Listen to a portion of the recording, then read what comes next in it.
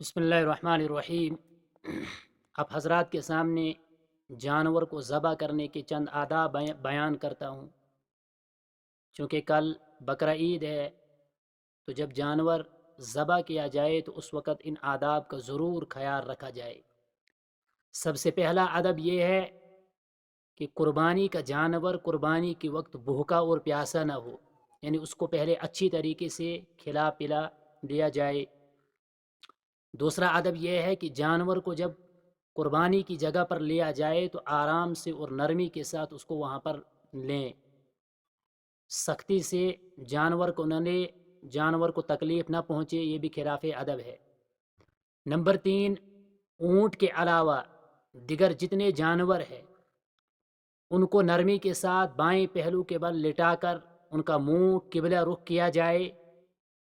ان جانوروں کو کھڑا کھڑا ذبح کرنا یہ خلاف سنت اور مکروہ ہے۔ نمبر 4، اونٹ کو کھڑے ہونے کی حالت میں نحر کرنا یہ سنت ہے، اور کھڑے ہونے کی حالت میں اونٹ کی اگلی بائیں ٹانگ کو باندھ دیا جائے اور پھر نحر کیا جائے۔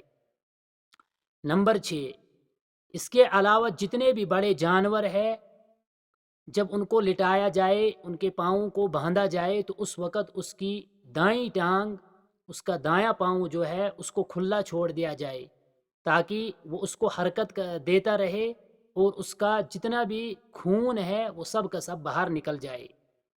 اسی طریقے سے جانور جب ذبح کرے تو اس وقت انسان باوضو ہونا چاہیے اور دائیں ہاتھ سے جانور کو ذبح کرے، یہ بھی ذبح کرنے کے آداب میں سے ایک ادب ہے۔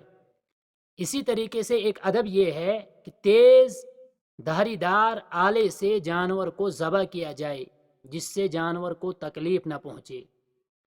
اسی طریقے سے کہ قربانی کا جو جانور ہوگا اس کو جب لٹایا جائے تو پورا یہ خیال رہے کہ اس کا منہ قبلے کی طرف رہے، یہ بھی قربانی کے آداب میں سے ایک ادب ہے۔ اللہ رب العزت ان آداب کی رعایت کے ساتھ ہمیں اپنی جانور کو قربان کرنے کی توفیق عطا فرمائے اور ہماری قربانیوں کو اپنی بارگاہ الہی میں قبول و منظور فرمائے۔ وآخر الدعوانا ان الحمد للہ رب العالمین۔